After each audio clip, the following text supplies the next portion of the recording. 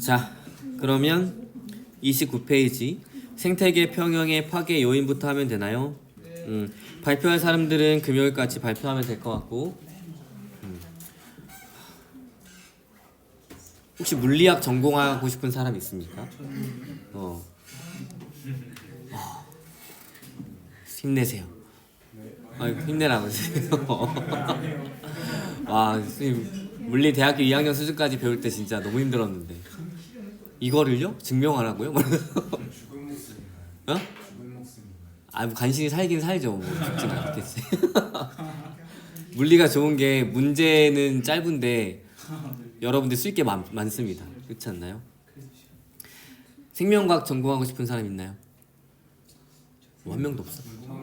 네. 네. 아, 그런 건 아니고 선생님 과는 그 과학교육학부라고 해가지고 거기에서 이제 대학교 1학년, 2학년 때까지는 물화생지를 다 배우고 1학년 때까지 다 배우고 2학년 때 조금씩 배우면서 2학년 때 전공이 나눠지기 때문에 그 정도 수준을 배우고 일반적으로는 생명과학 가면은 당연히 물리학에서 배우는 거 안 배우긴 하죠. 그렇지만 또 융합된 학문들이 많습니다. 생물이랑 화학이랑 융합된 생화학, 그 다음에 생물 물리학인가 물리생물학도 있고 지구 물리학도 있고 융합된 게 엄청 많아요. 물리화학인가 화학물리인가 하여튼 그런 것도 있고. 그래서 별로 안 좋아합니다, 수학. 알겠죠? 자, 아무튼 이제 생태계 평형 파괴 요인부터 한번 해보도록 하겠습니다. 자, 생태계가 평형을 유지하는 능력은 한계가 있습니다. 그래가지고 이 한계를 넘는 요인들에 의해서 변화가 일어나게 되면 생태계가 파괴가 될 수 있습니다. 파괴 요인은 자연재해, 인간의 활동, 외래종 유입이 있는데 자연재해, 산불, 홍수, 가뭄, 산사태 등이 있고 인간의 활동, 이거 멍이 아니라 댐이에요. 댐? 댐이에요. 댐. 도로 건설, 그다음 개간, 간척 사업, 화석 연료의 과다 사용 등이 있습니다. 외래종 유입, 고유종이 감소하게 되고 먹이 사슬이 변화하게 됩니다. 자, 외래종 미국가재, 베스, 블루길, 붉은기, 거북, 뉴트리아, 꽃매미가 있는데 혹시 들어본 거 있습니까? 뉴트리아, 뒤에 사진 나올 거고, 베스, 블루길, 이거 물고기죠? 미국 가재는 요새 많이 들어오고 있는데 미국 가재는 여러분 마라샹궈에 있는 가재 그 빨갛고 좀 크잖아? 그 민물 가재인데 그거를 먹겠다고 들어와가지고 우리나라에 다 퍼지고 있어요. 근데 문제는 무엇이냐면 요 갑각류한테 걸리는 곰팡이 병이 있는데 미국 가재에만 면역력이 있고 우리나라 토종 가재는 면역력이 없어가지고 이걸 또 옮기면서 이제 토종 가재들을 다 많이 죽이고 있어요. 근데 베스랑 블루길은 왜 들여왔을까? 물고기인데 민물고기 먹으려고? 번식이 잘 돼서 낚시꾼들이 손맛이 좋다고 들여왔어요. 근데 얘가 본인 입에 들어가는 거 모든 걸 다 먹습니다. 본인 종족이라도. 그래서 우리나라 토종 잉어나 붉어들이 많이 사라지고 있고 블루기도 마찬가지예요. 붉은기 거북은 상구수에서도 살고 있고 얘네들 왜 들어왔냐면 선생님 어렸을 때 청거북이 키우는 게 유행이었어요. 조그마한 거북이. 근데 얘가 사실 붉은기 거북이었고 그때는 잘 몰랐으니까. 그리고 이제 거북이가 안 죽잖아. 그치? 나보다 안 죽기 때문에. 그래도 똥물에서도 잘 삽니다. 근데 그래서 키우다 보면은 막 물도 잘 안 갈아주니까 냄새도 나기 시작하니까 이제 사람들이 그냥 강에다 풀어주기 시작했고 그랬어요. 그 다음에 뉴트리아 꽃매미 뒤에 나올 텐데 한번 볼게요. 뉴트리아 안 나오나? 여기서 나옵니다. 나왔으니까 한번 볼게요. 뉴트리아 카피바라랑 다른 애예요. 알겠죠? 카피바라는 착하지만 얘는 다 긁어먹는데 뉴트리아는 왜 들어왔을까? 맛있어서 먹으려고 들여오긴 했는데 여러분 이거 뭐 잡으려고 하지 않았어요? 뉴트리아 고기 먹겠습니까? 세상에 먹을 게 얼마나 많은데 그쵸? 그래가지고 키우다가 도망쳤어요. 홍수나고 이래가지고. 그래서 낙동강 유역에서 많이 퍼져 살고 있는데 얘가 문제가 되는 건 뭘까요? 농작물 파괴. 얘가 뿌리를 다 갉아먹기 때문에 주변에 식생들이 많이 망가지게 되고 그다음 이제 강이 이렇게 흐르면 여기 이 강이 흐르잖아. 여기가 뚝이잖아요. 여기가 이제 사람들 사는 곳이고 여기에 구멍을 파고 삽니다. 그래서 비가 많이 오게 되면 이 뚝이 약해지니까 홍수가 날 수가 있어요. 그래서 얘를 지금 한 마리당 2만 원인가 3만 원에 사들이고 있죠. 가자. 지역채. 그래서 이거 전문으로 잡는 분들도 있습니다.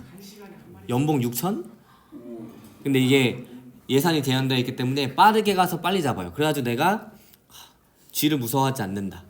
늪에 들어가는 거 무서워하지 않는다. 체력이 된다. 그럼 뉴트리아 잡으러 가세요. 알겠죠? 대신에 빨리빨리 가서 빨리빨리 잡아야 됩니다. 알겠나요? 근데 뉴트리 얼마만큼 큰지 아세요? 팔뚝만 합니다. 알겠죠? 쥐인데 팔뚝만 해요. 이거 덫으로 많이 잡고 이렇게 한다고 하더라고. 근데 여기 또 웅담 있는 성분이 있다고 해가지고 요새 또 많이 잡으려고 하는 것 같아요. 그다음 이거 붉은기 거북인데 이렇게 붉은색으로 뭐가 귀 쪽 있는 부분에 표시가 되어 있습니다. 그다음에 얘가 베스, 입에 들어가는 거 모든 걸 다 먹어요. 그래서 요새 이 베스가 많이 문제가 돼서 얘를 이용해가지고 고양이 사료나 아니면 이제 쥐포 같은 거, 이런 것도 우리가 먹는 쥐포, 베스로 만든 쥐포 이런 거 얘가 농어과여가지고 농어가 좋은 횟감인데 그거는 이제 뭐지? 바다 물고기고 얘는 민물고기라서 말려가지고 뭐 익혀가지고 뭐 쥐포 같은 거 만들고 맛있대요. 그다음에 가시방 뭐 이런 것들이 있었습니다. 자, 아무튼 얘네들이 들어오게 되면 천적이 없는 경우도 많기 때문에 생태계가 파괴가 될 수 있습니다. 자, 그다음에 인간 간섭에 의한 생태계 평형 파괴 사례인데 카이바브 공원의 생태계 변화입니다. 옛날이 1905년이에요. 1905년부터 1935년 정도에 우리나라는 이때가 어떤 시기였어요? 일제강점기였죠. 근데 우리나라는 식민지 시대에서 이제 막 힘들게 살고 있었는데 다른 나라는 이렇게 생태계 연구까지 할 정도로 얘기했었나요? 네. 이거 설명했었니? 네. 떠올라. 우리 진도 어디까지 나갔어? 여기에는 설명 안 하셨는데 뭐 전에 한 연도 나온 거 거기에서 한번 일제강점기 얘기하셨. 그거 쓰라소니 네. 눈신토끼? 그래요. 마찬가지네요. 자, 볼게요. 그러면 얘가 늑대 개체수인 거고 얘가 사슴의 개체수인 거고 그다음에 얘가 초원의 생산량인데 이거 아니구나. 얘가 늑대죠? 맞나요? 얘가 녹색이 늑대, 그다음에 얘가 초원의 생산량, 그다음에 주황색이 사슴의 개체수인데 단위가 달라요. 보이죠? 그래가지고 이 얘랑 비슷한 단위 같지만 사실은 얘가 훨씬 더 100배 정도 많은 겁니다. 알겠나요? 자, 그러면 사슴과 늑대 중에 누가 피식자고 누가 포식자예요? 사슴이 비식자. 사슴이 피식자, 늑대가 포식자지. 이렇게 가려져 있어도 찾을 수 있어야 돼요. 뭘로 찾아야 돼? 늑대 사냥 허가. 아니 이제 동시에 허가한 거잖아. 뭘로 알아야 돼? 우리 쓰라손이랑 그 다음에 눈신토끼 했을 때도 했잖아. 뭐가 많아야 돼? 개체수가. 그치, 피식자가 많아야 되니까 둘 중에는 얘가 훨씬 더 많죠, 단위가. 그러니까 얘가 피식자, 얘가 포식자인 거예요. 자, 원래는 그냥 적당히 잘 살고 있었는데 사슴을 보호하고자 요때 늑대 사냥을 허가합니다. 그럼 늑대가 어떻게 될까요? 늑대가 갑자기 감소하겠죠? 맞나요? 그러니까 늑대의 먹이인 사슴이 증가하게 됩니다. 사슴이 증가하니까 풀은 사라지겠죠? 먹을 게 없어지니까 사슴도 사라지게 돼요. 사슴을 보호하고자 늑대 사냥을 했더니 결국엔 사슴이 사라지게 됩니다. 알겠나요? 자, 그럼 어떻게 해야 돼? 이때부터 그냥 손 떼야겠죠? 손 떼면 어떻게 돼요? 다시 올라. 사슴이 감소했으니까 초원 생산량이 증가할 거고, 초원 생산량이 증가하니까 사슴이 증가할 거고, 사슴이 증가하니까 늑대도 증가할 거예요. 알겠나요? 자, 그럼 이 과정 글로 한번 볼게요. 자, 요때 사슴의 포식자인 늑대 사냥을 허가했고, 그래서 사슴과 늑대의 개체수, 초원의 생산량을 본 겁니다. 먹이 사슬은 풀, 사슴이 1차 소비자, 늑대가 2차 소비자고, 늑대 사냥이 허가된 직후의 변화는 늑대의 개체수가 감소해서 사슴의 개체수가 급격히 증가했습니다. 그렇지만 1920년대의 초반 이후의 변화는 초원 생산량이 감소했기 때문에 먹이가 부족해서 사슴의 개체수도 감소했고, 그래서 생태계가 망가졌어요. 그래서 인간의 간섭으로 생태계 평형이 파괴가 될 수 있습니다. 그럼 1935년 이후의 생태계 평형 회복 과정은 사슴의 개체수가 감소했고, 그럼 사슴의 먹이인 초원이 증가하게 되고, 그래서 사슴이 증가해서 늑대의 개체수가 증가합니다. 알겠나요? 자, 그러면 어쨌거나 회복이 돼서 늑대의 개체수가 처음이랑 같아졌다고 가정해 봅시다. 그럼 처음 요 집단과 두 번째 집단은 어떤 차이가 있을까요? 개체수는 비슷하게 됐어. 근데 처음 요 A 집단과 나중에 개체수가 회복된 B 집단은 동일할까요? 어떤 점이 차이가 있을까? 늑대 수가 늑대의 수가 같아졌어. 그럼 A 집단과 B 집단은 늑대의 개체수는 똑같아요. 어떤 차이점이 있죠? 똑같나요? 자, 우리 자연선택 들어봤습니까? 네. 작년에. 자연선택은 뭐예요? 뭐에 유리한 애들이 살아남는 거? 생존의 생존에 유리한 애들이 살아남는 거죠. 자, 근데 얘는 자연 때문에 사라진 건가요? 환경이 변해서? 사람이 랜덤으로 사냥을 했지. 자, 자연선택에서 이게 자연선택이라면 살아남은 애들은 그 환경에 유리한 애들이 살아남는 거야. 그쵸? 근데 얘는 늑대를 랜덤으로 사냥했지. 그러니까 자연에 유리한 애들이 살아남았다고 뭐 얘기할 수 있어 없어요? 없죠.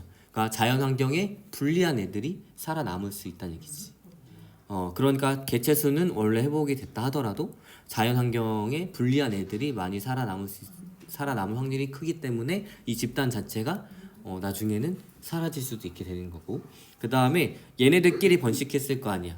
그러면 개체수가 많은 애들끼리 번식하는 거랑 개체수가 적은 애들끼리 번식하는 거랑 유전적 다양성의 차이가 있겠죠. 그래서 원래 개체수가 많으면 변이도 다양하니까 다양한 유전적 구성이 있을 텐데, 얘는 이미 거의 급감했다가 얼마 남지 않은 소수의 애들끼리만 번식을 한 거란 말이지. 그러니까 유전적 다양성도 감소하게 됩니다.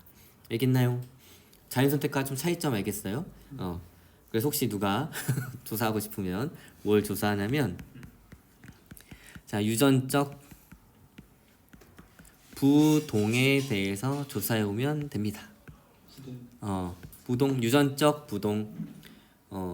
이 그래프를 보고 유전적 부동을 떠올릴 수 있는 고등학교 학생들이 있을까? 없죠. 있어요, 여러분들. 알겠죠? 지금 떠올렸잖아요. 선생님이 질문을 했지. 단어만 몰랐을 뿐이지. 알겠나요? 그래서 중요한 건 이거야. 이거 뭐 이렇게 봤을 때 선생님이 막 생기부를 써주고 누가 발표를 한 거 써줬을 때, 얘는 이 그래프를 보고 유전적 다양성이 감소했고, 그 다음에 이게 자연선택과 다른 걸 알았네. 정말 특이하네. 생명과학적 시선이 되게 넓네. 이렇게 누군가는 볼 수 있다는 얘기예요. 알겠나요? 이거 대학교 때도 나오는 내용이야.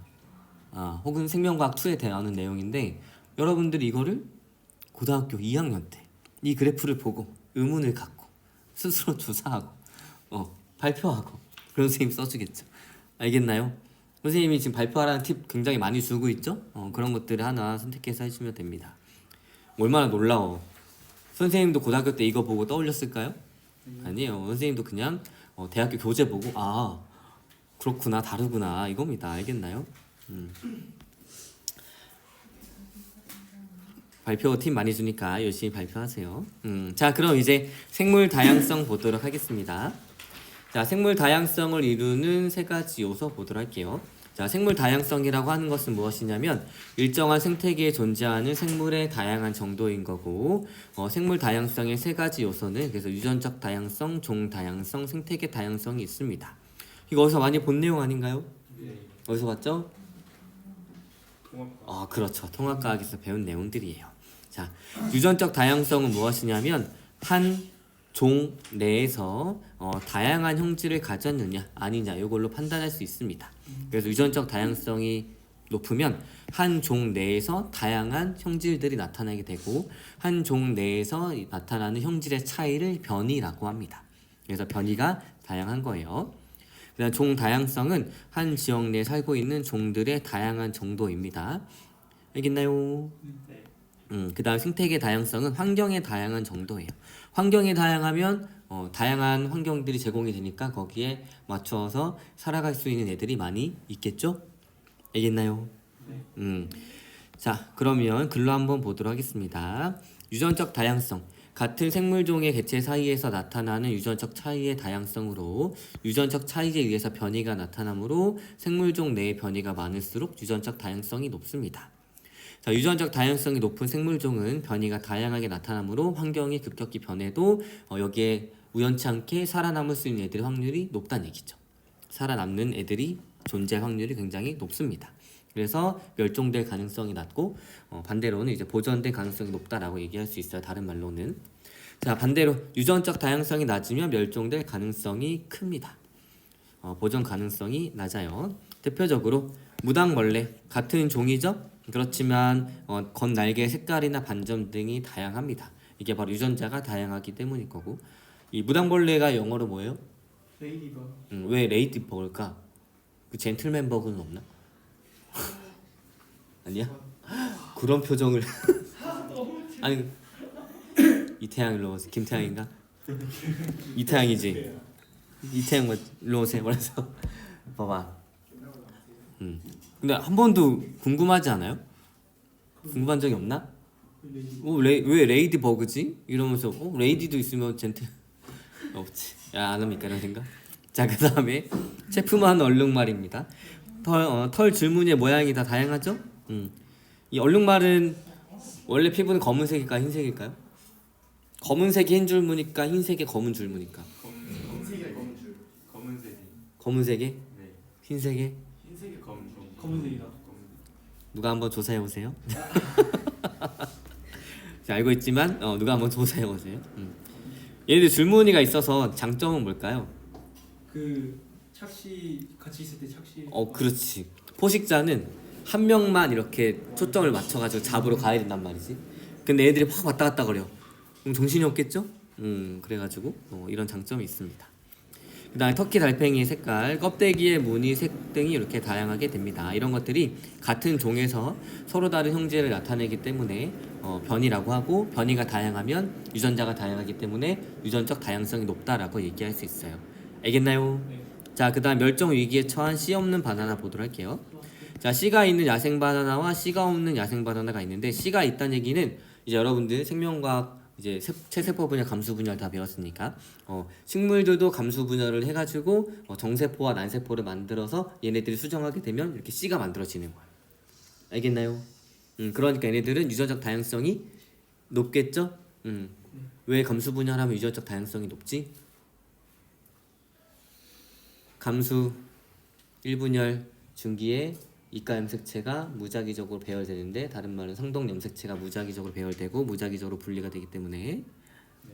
네. 기억나죠? 네. 그것 때문에 종 다양성이 높습니다. 근데 우리가 먹는 바나나는 씨가 씨가 없죠? 씨가 없다는 얘기는 유성생식, 이렇게 그러니까 정세포와 난세포를 만들지 않고 생식을 하는 것들 이제 무성생식이라고 하는데, 얘 어떻게 키우냐면 그렇죠. 선생님 팔을 뚝 잘라요?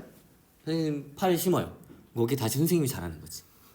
그러면 이 팔을 자라서 자라난 이 개체와 나의 유전적 구성은 똑같죠. 이런 것들을 무성생식이라고 합니다. 그래서 바나나는 한 품종을 개발했고 얘네들이 계속 무성생식으로 농장을 만들었기 때문에 유전적 다양성이 거의 없어요. 그래서 얘한테 취약한 질병, 이 팔을 잘라서 자란 애랑 나랑 똑같잖아. 그러니까 나한테 취약한 질병은 팔을 잘라서 자란 애랑 얘한테도 치명적이겠지. 그래가지고 이미 바나나가 지금 첫 번째 세대가 멸종하고 두 번째 세대인가 세 번째 세대일 거예요. 자, 그리고 첫 번째 세대 바나나는 굉장히 맛있었다고 합니다. 지금보다. 자, 볼게요. 씨가 없어서 뿌리를 잘라 심어서 키웁니다.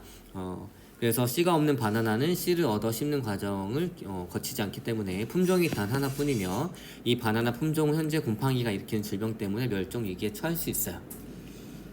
자, 그래서 씨 없는 바나나는 한 개체의 뿌리를 옮겨 심어 새로운 개체를 만들기 때문에 유전적 조성이 같습니다. 그래서 한 종류만 대량 재배하면 유전적 다양성이 낮아서 환경이 급격히 변하면 멸종될 가능성이 높아요. 혹시 여기서 문과 계열 학생들도 있겠죠? 그럼 뭘 발표하냐? 바나나가 아마 전 세계에서 가장 많이 수출되는 과일로 알고 있는데, 그래서 바나나가 세계 경제에 차지하는 규모가 상당히 큽니다. 생각보다. 그래서 한번 바나나가 멸종하게 되면 경제가 휘청거려요. 그래서 이거 바나나 경제학이라고 하나? 아무튼 그런데 혹시 문과 계열 학생들 중에 내가 경제, 사회관계 이런 쪽 관심이 많다. 그러면 바나나와 관련된 경제학에 대해서 한번 발표하세요. 잘 모르겠으면 GPT한테 물어봐. 알겠지? 바나나가 세계 경제에 미치는 영향은? 이렇게 하면 걔가 다 설명해 줄 거예요. 알겠지? 그렇게 해가지고 GPT가 이런 거야. GPT를 이용할 때 여러분 대신에 생각하게 하지 말고 내가 생각이 잘 떠오르지 않는 게 있잖아. 그리고 이런 것들에 대해 알고 싶으면 바나나와 경제 관련된 사건들 얘기해줘. 그러면 걔들이 뚜룩뚜룩 뭐 해주겠지. 그럼 내가 거기에 대해서 조사해보고 막 이런 거지. 그런 식으로 이용하세요. 나중에 AI한테 잡아먹기 싫으면. 알겠나요? 여러분들 막 친구 핸드폰 번호 지금 다 안 외우고 있죠? 네? 친구 핸드폰 번호나 이런 거 안 외우고 있죠? 저 안 하고 있어요. 근데 한 10개 되나? 안 되죠. 안 되죠. 선생님 때는 핸드폰이 없었던 시절에 핸드폰이 없었던 시절이 있었어요. 그러면 이제 친구네 집 전화번호를 다 외웠어. 근데 지금 어떻게 돼? 다 핸드폰에 저장되어 있으니까 안 외우잖아. 그러니까 디지털로 이제 치매가 걸리는 거지. 근데 AI 봐봐. 나 대신 생각까지 다 해주잖아. 그럼 내가 계속 이 AI에 의존하게 되면 어떻게 되겠어 나중에? 생각을 안 해요. 그냥 나는 검색만 하는 사람인 거지, 그치? 터미네이터 영화 봤습니까? 뭔 내용인지 알죠? 네. 어떻게 돼? 나중에 AI한테 잡아먹혀가지고 사람들이 막 죽고 막 이러잖아. 그럴 수 있어, 알겠죠? 자, 아무튼 이제 환경 변화와 유전적 다양성, 감자의 예시를 한번 보도록 하겠습니다. 경작지 A는 다양한 품종의 감자를 재배하고 경작지 B는 단일 품종만 재배합니다. 자, 그랬을 때 감자 마른병이라고 하는 감자가 말라서 죽는 병이 있어요. 그러면 요 밝은색 감자만 걸리게 되는데 여기는 다 밝은색 감자니까 죄다 멸종하겠죠? 근데 여기는 다른 색깔들의 감자도 있으니까 일부가 살아남을 수 있을 거예요. 알겠나요? 자, 그래서 경작지 A에서는 감자가 유전적으로 다양해서 감자 마른병이 유행해도 살아남는 품종이 있어서 감자가 멸종하지 않았지만 얘는 멸종하게 됩니다. 그래서 유전적 다양성이 높을수록 적응력이 높아 생존율이 높아지게 됩니다. 그 아일랜드가 기근에 한번 시달렸을 때 감자가 다 죽어서 그런 거 아니야? 그런 거 아닙니까? 예전에? 어떡합니까 우리? 그래서 문과이과 이제 나누지 말고 다 배워야 되는 거야, 그치? 선생님 정확한 연도는 기억이 안 나지만 아일랜드인가가 한번 기근에 겪은 적이 있는데 이런 현상 때문에 기근에 겪었어요. 알겠나요? 근데 왜 단일 품종만 재배하는 거는 단점만 있을까? 어떤 장점이 있을까요? 재배가 빠른. 내가 단일 품종만 하니까 가장 좋은 형질의 애만 많이 재배해가지고 수확량을 높일 수가 있는 거지. 그치만 걔가 한번 병이 돌기 시작하면 싹 다 죽을 수 있는 위험성이 있는 거죠. 그래서 유성생식은 유전적 다양성이 높아서 좋지만 또 무성생식은 어떤 장점이 있냐면 굉장히 빠르게 번식할 수 있고 그다음 우수한 형질을 계속 보존할 수 있는 특징이 있기 때문에 무성생식으로 번식하는 애들도 있는 거예요. 알겠나요? 네, 자 그러면 이제 종 다양성에 대해서 알아보도록 하겠습니다. 자, 일정 지역에 사는 생물종의 다양한 정도인데 두 가지를 따져줘야 돼요. 한 생태계에서 종의 숫자와 각 종의 분포 비율을 둘 다 고려해줘야 합니다. 그래서 종의 수가 많을수록 종의 분포 비율이 고를수록 종 다양성이 높고 얘를 종 풍부도라고 하고 얘를 종 균등도라고 합니다. 그래서 두 개 다 높아야지 돼요. 자, 가와 나라는 생태계가 있습니다. 가와나 각각 몇 종의 나무가 있나요? 세 종. 여기 세 종 있고 여기 세 종 있어요. 자, 그런데 이 종 다양성은 가랑 나중에 어디가 더 높을까요? 가. 같은 세 종이지만 누가 더 균등하게 분포하고 있어요? 그래서 가가 훨씬 더 종 다양성이 높습니다. 가와 나에 서식한 생물 종수는 세 종으로 개체 수는 총 9개로 같습니다. 그러나 가가 나보다 각 식물종이 고르게 분포함으로 가가 나보다 종 다양성이 높습니다. 알겠나요? 네. 자, 그러면 여러 가지 사례에 대한 그래프 보도록 할게요. 자, 종 다양성과 생태계 안정성의 관계입니다. 종 풍부도와 그 다음에 피도인데 종 풍부도가 높을수록 피도가 증가하다가 일정해집니다. 그 다음에 종 풍부도가 높을수록 질병의 발병률은 증가해요, 감소해요?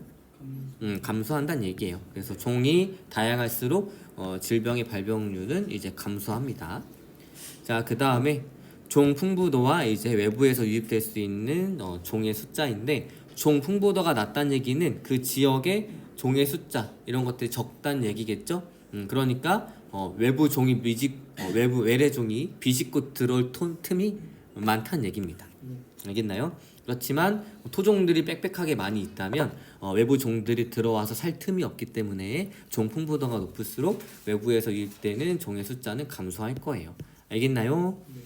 자, 그래서 보게 되면 종 풍부도가 높으면 피도가 높고 질병 발병률이 낮으며 외래종이 유입될 수 있는 숫자도 적습니다. 그래서 생태계가 위협받을 확률이 낮습니다. 그래서 종 풍부도가 높을수록 생태계 안정성이 높아지게 되는 거예요. 외래종이 들어오게 되면 이 우리 외래종을 적당한 숫자로 유지할 수 있는 토종이 없을 수 있는 확률이 너무 크기 때문에 외래종이 전부 다 뒤덮을 수도 있어요. 알겠나요? 자, 그래서 이 외래종 보게 되면 아까 설명했던 것처럼 뉴트리아 이런 것들, 지금 뉴트리아가 처음에 천적이 없었어요. 그래가지고 막 퍼졌다가 이제 우리나라 토종 종들이 조금씩 얘도 먹을 수 있는 애구나라고 인식을 하고 있어가지고 우리나라의 그래도 상위 포식자는 누굴까? 최상위 포식자? 육지에 살고 있는 멧돼지? 아니 이제 제 뉴트리아를 잡아먹을 수 있는 사람, 아니 사람은 잘 먹잖아. 사람 제외하고 호랑이, 호랑이 우리나라에 너무 안타깝게도 없어요. 곰은 지리산에 살고 있고 얘는 낙동강 유역에 살고 있어가지고 늑대 우리나라에 없어요. 여우는 이제 막 방사하기 시작했고 아마 여우가 질걸? 이게 뉴트리아가 이만합니다. 이게 우리나라에 제일 큰 뱀이 아마 그래 두께가 이 정도밖에 안 되긴 할 텐데 그 혹시 삭 들어봤나요? 삭? 아이고 네 드디어 예, 고양이과 동물 중 우리나라의 최상위 포식자 이거 귀여운 애가 알겠죠? 걔네들이 조금씩 먹이로 인식하고 있고 그 다음에 외부에 우리나라에서 이제 외래종이 우리나라에 들어와가지고 이렇게 생태계를 어지럽히는 것도 있지만 우리나라의 종이 바깥으로 가가지고 생태계를 어지럽히는 게 있죠. 뭐가 있을까요? 삭이랑 이제 받침은 똑같아. 근데 식물이야. 그래서 우리 칡뿌리 캐다가 먹잖아, 그치? 네. 근데 이게 칡이 이제 미국으로 다 건너갔는데 외국 사람들은 칡뿌리를 먹지 않아요, 그쵸? 네. 칡뿌리 언제 다룰 수 없겠어, 걔네들이.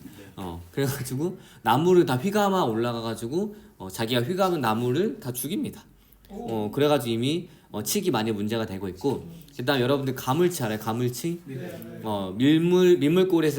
민물고기에서 가장 상위 포식자인데 얘가 우리나라에 살면은 그래도 얼마 안 크긴 하는데 얘가 미국으로 건너가니까 어마어마하게 커지고 성질도 더 포악해지고 그래가지고 거기에 있는 모든 것들을 다 잡아먹고 있고, 근데 얘가 뭐가 문제냐면 물속에서도 한 7일 정도 살아요. 물 밖에서도. 그러니까 얘들이 홍수가 살짝 나자 물만 촉촉하잖아. 그러면은 이렇게 건너가가지고 이제 기어가가지고 다른 호수로 갑니다.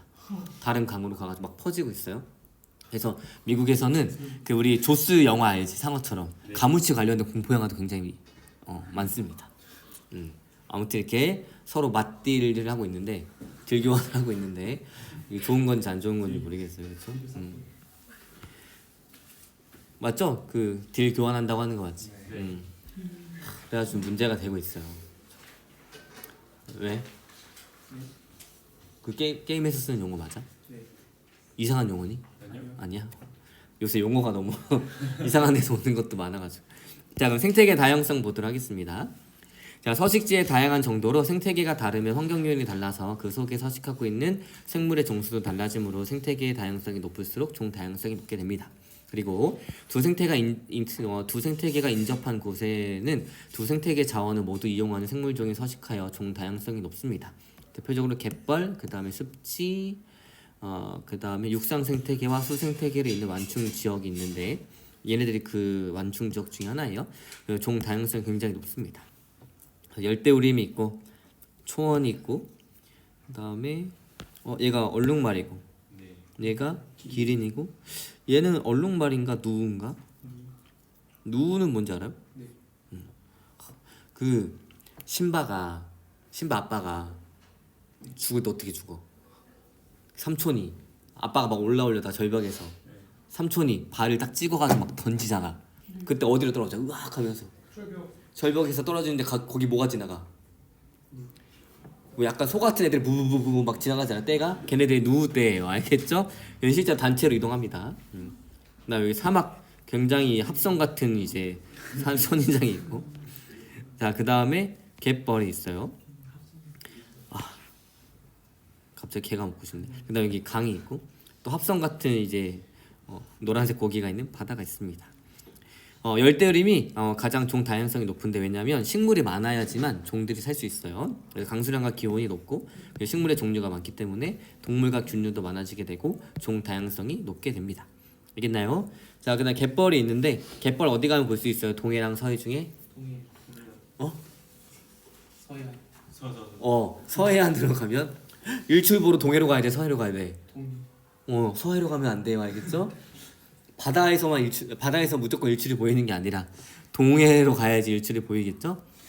서해로 가면 일출 볼 수가 없습니다. 물론 볼 수 있는 몇 군데 있긴 하지만 아무튼 갯벌이 많은데 예전에는 갯벌이 그냥 생태계에서 큰 역할을 하진 않는다고 생각해가지고 이걸 막 메꾸고 맨땅으로 만들었습니다. 이런 걸 무슨 사업 한다 그래요? 한적성. 그렇죠. 이렇게 해안가가 있으면 원래 갯벌이 많았는데 여기에다가 이렇게 댐이나 보 같은 걸 쌓아가지고 물을 좀 빼내고 여기다 흙을 막 집어넣어요. 그래가지고 이제 땅을 메꾸어서 갯벌을 사라지게 하고 그냥 땅을 메꿉니다. 왜 그랬을까? 땅을 넓히고 뭐 농작물도 기르고 건물도 세우려고. 근데 지금 몇십 년이 지나도 잘 못 세우고 있어요. 왜 그럴까? 땅이 약해서. 여기 원래 바닷물이었죠? 흙을 넣어. 그럼 수분이 굉장히 많겠지? 수분이란다. 그 소금기가 굉장히 많겠죠? 그러면 식물이 잘 자랄 수 있을까? 왜 없죠? 그렇죠. 삼투압 때문에. 물은 저농도에서 고농도로 이동하는데 식물 체내가 흙보다 훨씬 더 저농도니까 식물 체내에 있던 물이 다 빠지게 됩니다. 그 다음에 건물을 심으려고 막 철근을 박았어. 근데 막 거기에 소금물이야. 어떻게 돼? 부식이 더 빨리 되겠죠? 그래가지고 지금 새만금 사업이라고 하고 있는데 이미 몇십 년 전부터 진행이 돼가지고 많이 메꿨습니다. 근데 여기 땅덩어리 다 못 쓰고 있어. 그래서 예전에 한번 쓴다고 작년에 여기다 뭘 개최했어요? 그 전 세계 청소년들도 와가지고 야영하는 거 있었잖아. 잼버리 폭망했잖아. 여기에 땅덩어리가 쓸 데가 없으니까 거기 잼버리 한 거야. 근데 거기에 뭐 화장실을 만들어놨어, 뭐 제대로 뭘 해놨어. 아무것도 잘 안 해놓고 나무도 없지 뭐도 없지. 그래서 얘들 막 열사판 걸리고 쓰러지고 막 화장실에서 막 똥 다 썩어나고 막 이랬잖아. 뉴스 봤습니까? 그냥 여기다 그냥 11km짜리 그냥 인라인 스케이트 길 만든 거예요, 자전거 도로. 그쵸? 근데 지금이라도 이거 다시 부셔가지고 원상복귀하면 좋은데 이미 이렇게 됐다고 계속 하고 있긴 합니다. 그래서 마음에 안 드는 사업 중에 하나가 그거예요. 아무튼 뭐 그렇습니다. 이거 다 녹화돼가지고 올라가는데 나중에 나 정부에서 끌려가는 거 아니야? 안 자르고 그냥 올릴 거예요. 뭐 내 거 누가 보겠어, 그치? 자 아무튼 그리고 이게 현실이잖아, 그치? 그리고 지금 정부가 결정한 게 아니라 옛날 정부가 결정한 거를 그냥 하는 거니까. 알겠나요? 아무튼 너무 안타까운 현실이었고 뭐 안타깝죠. 왜냐하면 갯벌이 생태계 다양성도 높지만 물을 굉장히 많이 정화하고 있고 그 다음에 탄소도 굉장히 많이 흡수하고 있어가지고 좋은데 또 갯벌이 있는 나라가 몇 개 안 돼요. 자 아무튼간 이제 생물 다양성의 구성과 기능. 개체들 사이의 유전적 다양성은 군집의 종 다양성을 유지하는 기능을 하고 군집의 종 다양성은 전체 생태계의 안정성과 다양성을 유지하는 원천이 됩니다. 자 그럼 생물 다양성의 중요성을 한번 보도록 할게요. 자, 두 개의 생태계가 있는데 A랑 B 중에 어디가 종 다양성이 높아요? A가 훨씬 더 높죠? 네. 왜 높으면 좋을까요? 한 종이에요. 그치. 만약 여기서 오른쪽 생태계에서 쥐가 사라져요. 그럼 매가 사라지겠네? 메뚜기가 엄청나게 증가하니까 풀도 사라지겠네? 풀이 사라지니까 메뚜기도 사라지겠네? 쥐가 사라져요. 매가 사라집니까? 풀이 사라집니까? 아니죠. 왜냐하면 한 종이 사라지더라도 그 종을 대체할 수 있는 애들이 있기 때문에 종 다양성이 높은 생태계에서는 생태계 평형이 쉽게 깨지지 않습니다. 자, 먹이 사슬이 복잡해서 어떤 생물종이 사라져도 그 포식자는 다른 생물종을 먹고 살 수 있으므로 사라지지 않습니다. 그래서 생태계 평형이 쉽게 깨지지 않고, 자, 먹이 사슬이 단순해서 어떤 생물종이 사라지면 그 포식자는 먹이가 없어서 사라지기 때문에 생태계 평형이 쉽게 깨질 수 있습니다. 알겠나요? 자, 그러면 생물 다양성의 중요성 보도록 하겠습니다. 자, 유전적 다양성은 변이가 많기 때문에 급격한 환경 변화에 적응할 수 있는 애들이 확률적으로 높아가지고 종 보존 가능성이 높습니다. 그 다음 종 다양성. 생물종이 단순한 생태계에서는 어느 한 종이 사라지면 그 생물종을 먹고 먹히는 관계에 있는 생물종이 직접 영향을 받아서 생태계 평형이 쉽게 깨질 수 있어요. 그래서 생물종이 다양한 생태계에서는 어느 한 종이 사라지더라도 그 종을 대체할 수 있는 생물종이기 때문에 생태계 평형이 잘 깨지지 않습니다. 알겠나요? 얘들아, 오늘 여기까지 할 거야. 여기까지 얼마 안 남았어. 여기 앞에 시계를 치워야겠어, 그쵸? 왜냐면 여러분, 시계는 시간은 상대적이라서 보면 볼수록 안 가고 안 보면 금방 갑니다. 그래서 여러분들 공부할 때 딱 뒤집어 공부하잖아. 그럼 시간 잘 가요. 알겠죠? 그러니까 여기 시계가 있는 게 선생님 마음에 안 드는데 우리 반이 아니라서. 자, 아무튼 생태계 다양성. 생태계 다양성이 높은 지역은 서식지와 환경 요인이 다양하게 작용해서 이제 종 다양성과 유전적 다양성이 높습니다. 자, 그럼 생물 다양성과 생물 자원을 왜 지켜야 되느냐? 자, 의복, 자, 목화, 면입니다. 우리나라에 누가 들어왔어요? 문익점 선생님이 불법 밀수입을 하신 거죠? 네. 중국 입장에서 불법 밀수출을 당한 거고, 네. 우리나라 입장에서 불법 밀수입을 하신 거예요. 근데 뭐 이 덕분에 면이라는 게 들어왔죠. 그러면 이렇게 불법 밀수입을 하기 전까지는 우리나라 사람들이 추운 날에 뭘 입고 살았을까? 동물 가죽. 동물 가죽도 동물을 죽일 수 있는 동물을 가지고 있는 사람들만 입었겠죠. 집. 뭐 집을 두르고 있거나 그 겨울에 여름에 있는 삼배 이런 걸로 이제 겨울에 너무 춥게 나지 않았겠어? 근데 덕분에 이렇게 됩니다. 근데 이분이 커피를 들어가지고 이게 모카 커피가 되고. 뻥이에요? 그 모카는 모카죠? 아니에요? 그래요. 그래서 누가 혹시 내가 다시 한번 문과생들 중에 내가 혹시 사회 경제 뭐 이런 거 관련이 있다 그러면 이거를 다양한 관점에서 봐도 돼. 그 붓 어디 붓의 끝인가? 그치, 붓꽃? 붓꽃이랬나? 붓통이가 어디에 몰래 들어왔잖아. 근데 이런 거를 이제 지금 현재 법령을 해석할 수 있는 거지. 그래서 혹시 이제 정치와 법 이런 거 관심 있는 사람들은 이 사람의 행동, 물론 우리나라한테는 땡큐지, 그치? 그치만 중국의 입장이나 지금 법을이라면 이건 사실 생물 자원의 이런 불법 밀수출, 미수입이기 때문에 법적으로 어떤 조항으로 처벌을 받을 수 있는 거다. 이런 걸 조사해도 상관없다는 얘기예요. 알겠나요? 자, 누에 비단을 만드는데 누에가 만드는 고치를 그 흰색 털이 비단인 거고 그 안에 있는 번데기는 우리가 삶아 먹는 거고. 네. 번데기 맛있습니다. 네. 먹어봤습니까? 여러분 번데기를 안 먹는 세대입니까? 근데 나중에 결국에 너네 이제 여러분들 이제 20살 넘어서 소주 먹기 시작하면은 번데기탕을 한 번씩 시켜 먹고요. 그럼 거기에 고소하고 약간의 이제 청양고추를 넣어가지고 칼칼하고 이런 게 너무 많습니다. 맛있어요. 그래서 지금 번데기 캔도 집에 있어요. 이마트 가면 팝니다. 그 다음에 식량, 주택, 그 다음에 의약품 등이 있는데 주목이라는 나무가 있어요. 우리 학교 바로 앞에도 있는데 우리 학교에 심어져 있어요. 여기에 붉은색 열매가 있는데 얘가 항암 효과가 있습니다. 그렇지만 지금 학교에 있는 거 막 따다 먹으면 안 돼요. 알겠죠? 여기 학교에 있는 거 막 소독도 하고 그래가지고 안 좋습니다. 그 다음에 청자고등이라고 원래 이 고등이 독이 있는데 다른 먹이를 기절시키거나 죽이기 위해서 독이 있는 건데 진통제를 씁니다. 독과 약은 한 끗 차이예요. 너무 궁금하지 않아? 누가 청자고등한테 쏘였는데 진통이 됐나? 그랬나? 너무 신기하지 않나요? 그 다음에 버드나무 껍질 사이에서 아스피린 성분을 수출하는데 그럼 누군가는 자기가 열이 났을 때 버드나무 껍질 뜯어서 끓여 먹었다는 거 아니야? 그쵸? 너무 신기하죠? 누군가 먹었다는 거잖아. 그 다음에 푸른 곰팡이에 페니실린 항생제 등이 있고 생물 유전자 자원이 있고 사회적 심리적 가치가 있습니다. 그리고 다양한 곡물들이 있어야 되고 얘가 모카예요. 모카 본 적 있나요? 얘를 뜯으면 이제 솜이 되는 거고 그 다음에 주목 의약품이 있고 이제 올레길 등 이제 관광으로 쓰일 수가 있습니다. 그 다음에 생물 유전자 자원을 잘 지켜야 하는데 방금 얘기했던 청양고추 아나요? 청양고추?